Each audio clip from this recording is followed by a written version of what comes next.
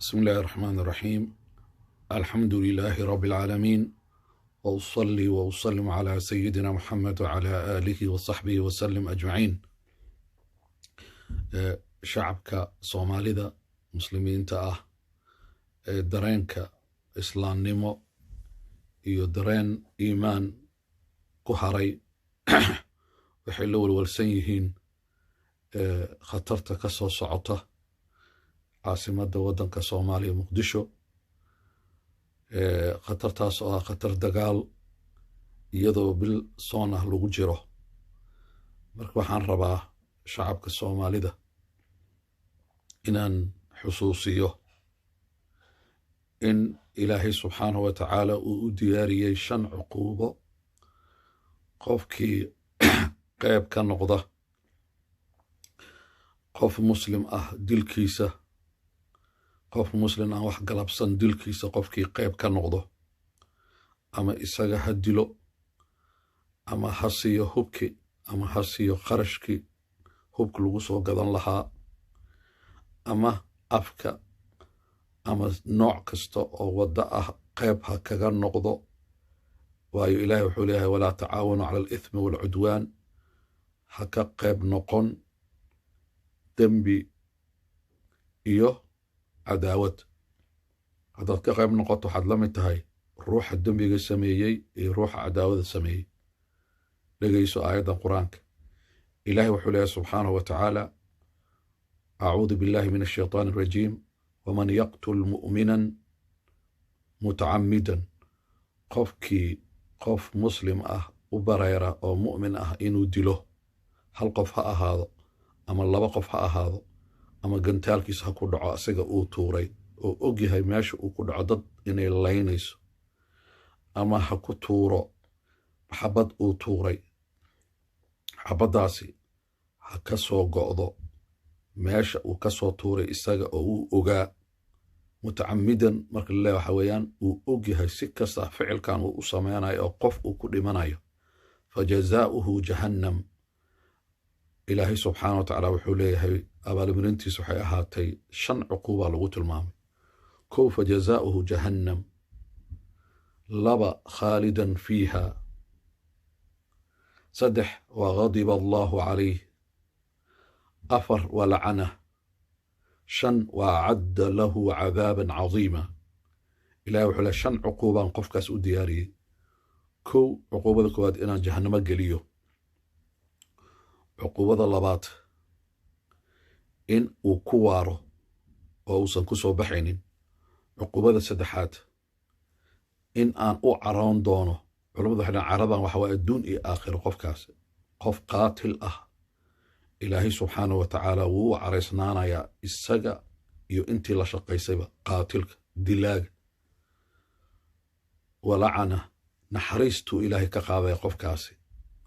halkaa naxariistuu ilahay ka qaadaya macnaa ilaahay uma naxariisanaya adduunka intuu joogo. qofkaasi cuquubuu ku noolaanayaa. xitaa dadka hadday u arkaan inuu guryo leeyahay,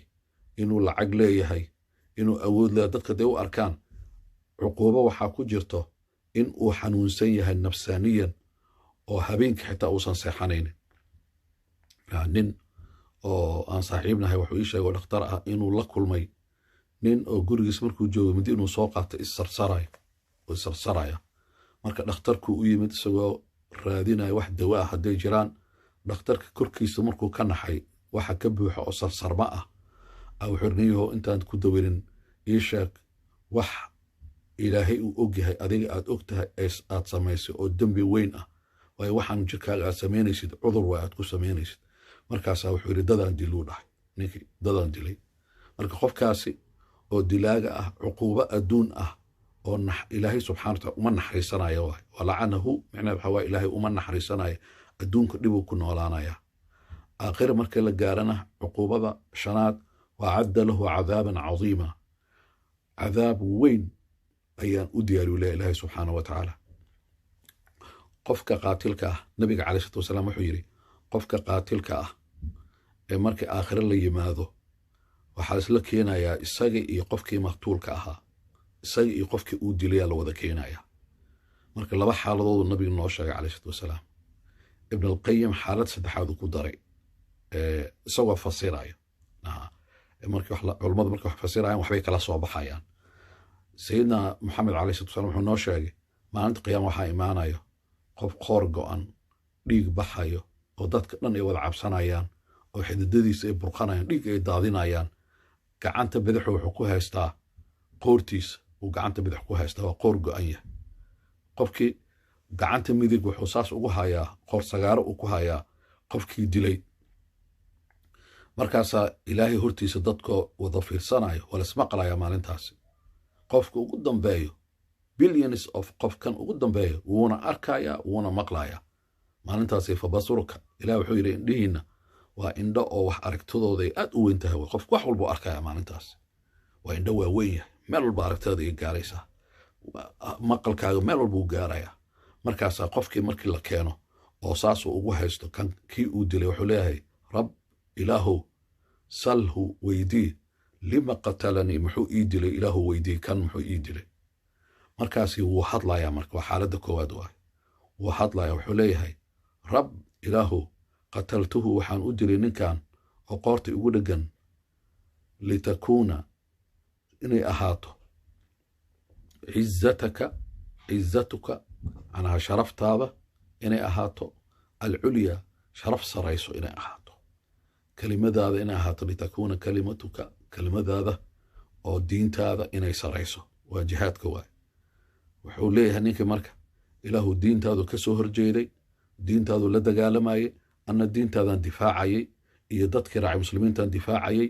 markaasaa ilaahay subxaana watacaala markuu hadalkaas maqlo uu leeyahay sadaqta run baad sheegtuu leeyahay malaa'igtu wuxuu leeyahay ka furfura ninka ka qaada kii la dilay ayaa malaa'igtu waxaa la amrayaa in ay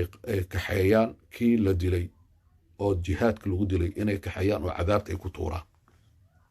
xisaabtaa socoto waa dadkii ugu horeeyo la xisaabinaya haddana ilaahay subxaana watacaala haddana mid kale ayaa la horkeenaya sidoo kale gacanta midig wuxuu ku haystaa gacanta bidix wuxuu ku haystaa qoortiisii xididada dhiigay daadinayaan cabsi muuqaal cabsi waaye waxaa arkaysaa cafwan ninkii oo gacanta ku haysta nin kale oo la dilay markaasaa wuxuu leeyahay ilaahu yaa rabbiyow salhu weydii lima qatalanii muxuu ii dilay midkaan kan waay marka kan soomaali badan ku dhacayso soomaali badan xadiiskan inay si fiican u dhegaystaan waaye iyo aayaddan soo akhriyay ay fariintaanna ay faafiyaan si qofka soomaaliga markuu fiirsado waxa dhalinyarada ama dowladda ha ku jireen ama al-shabaab ha ku jireen ama cidday doonaan ciidankiisa ha ku jireen haddaad qof muslim ah aad disho oo si bareer ah u disho oo xabadaaday sabab u noqoto fiirisa dhegayso qisadan dambe markaasaa gacantu wuxuu ku hayaa midigta qorsagaare kii macnaa isaga uu dilay gacantii kale bidixna qoortiisoo go'an uu haystaa markaasoo ilaahu weydii muxuu ii dilay markaasuu hadlayaa kan markaasuu dhahay qataltahu waxaan u dilay licizati fulaanin hebel inuu madaxnimo haysto inuu sharaf yeesho inuu wax noqdo hebel dartiisa waa qof dartiisa u dilay wiil khasaarada ku dhacday markaasaa wuxuu leeyahay ilaahay subxaana wa tacaala laa uu leeyahay maya ina alcizata lilaahi cizo oo dhan iyo sharaf iyo weynan anaa leh uu leeyahay markaasaa wuxuu leeyahay malaa'igta ilaahay subxaana wa tacaala uu ilaahay u yeerayaa kaaleya kan qabta gacanta qofkan ka bixiya oo uu dilay marka waa ninkii miskiinka ahaa aad dishay waay waa ninkii dadka masaakiinta ahaa oo suuqa fadhiyey oo gantaalada ah ku tuurtay waay dadkii masaakiinta ahaa waaye oo maalintii oo dhan ay subaxdii inay baxaan ilaa galabtii ay u maqayiin caruur 9 ama 10 ama 12 ah waa dadka masaakiinta ah oo dadna aan lahayn intaasoo dhan oo dembi ah iska kaa urursatay markaasaa wuxuu leeyahay ilaahay subxaana wa tacaala qabta kaxeeya markay kaxeeyaan fiiri waxa dhici doono malaa'igtaa kaxaynayso markaasaa nabiga wuxuu leeyahay markii naarta lagu tuurayo dadka qaarkood naarta waa la geliyaa oo keliya iyadoo gubanaysa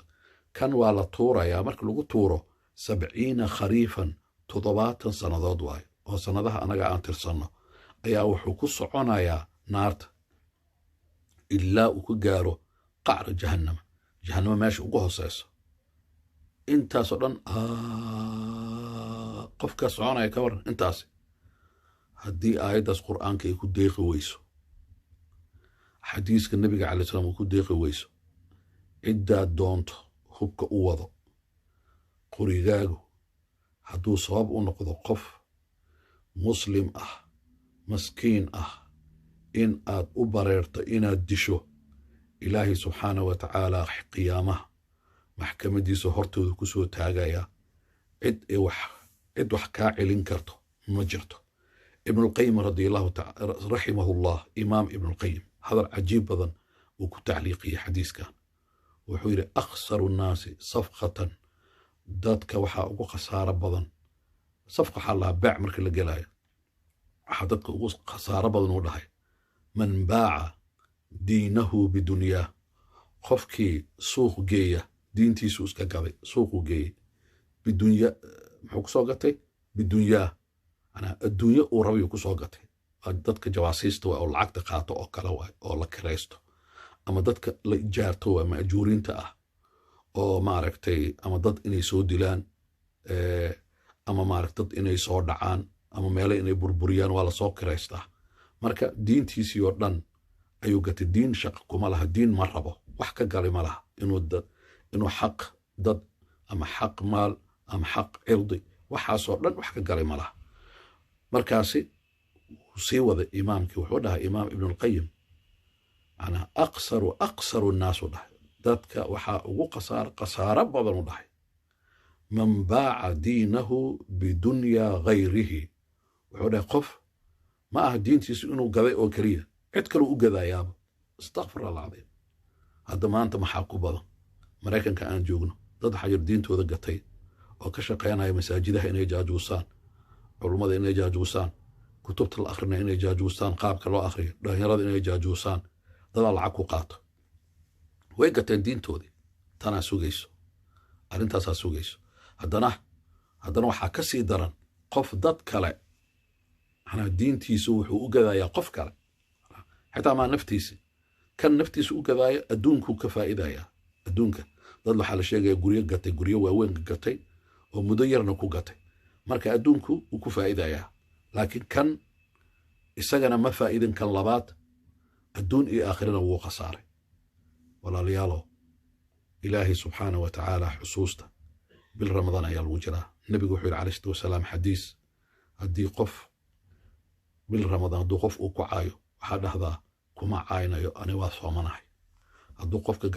gacanku uu kuu soo taago ama uu rabo inuu kula dagaalamo